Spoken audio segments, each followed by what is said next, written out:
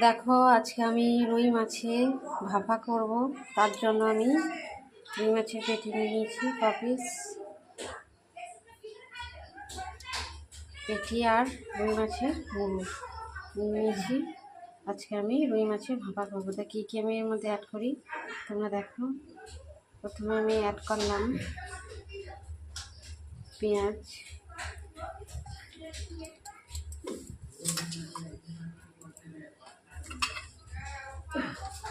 তারপর অ্যাড করলাম চিরা কাঁচা লঙ্কা,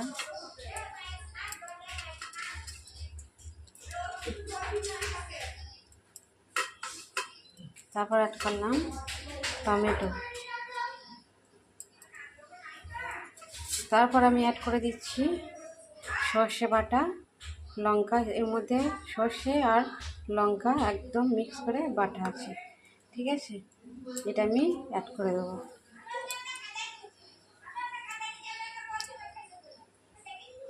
অ্যাড করে দিলাম। এবার দেখো আমি এর মধ্যে দিয়ে দিচ্ছি পরিমাণ মতো হলুদ, দিয়ে দিচ্ছি পরিমাণ মতো লবণ,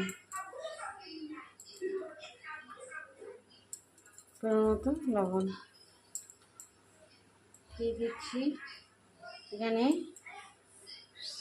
সামান্য জিরে ধনে মৌরি একসাথে গুঁড়ো করে দিয়ে দিচ্ছি। এটা দিয়ে দিচ্ছি সামান্য লঙ্কা গুঁড়ো, আর দিয়ে দিচ্ছি সামান্য পাঁচফোড়ন,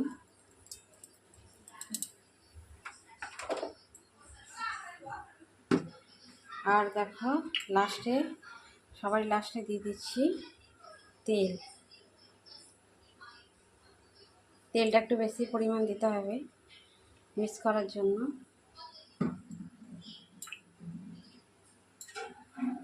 এবার আমি এর মধ্যে সব কিছু মিক্স করে নেব, মাছে মিক্স করে নেব।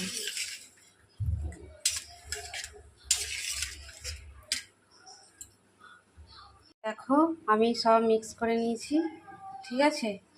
এবার আমি কীভাবে ভাপাটা বানাই তোমরা দেখতে থাকো। প্রথমেই দিয়ে দেবো কড়াইয়ে তেল দিয়ে দিলাম, ঠিক আছে?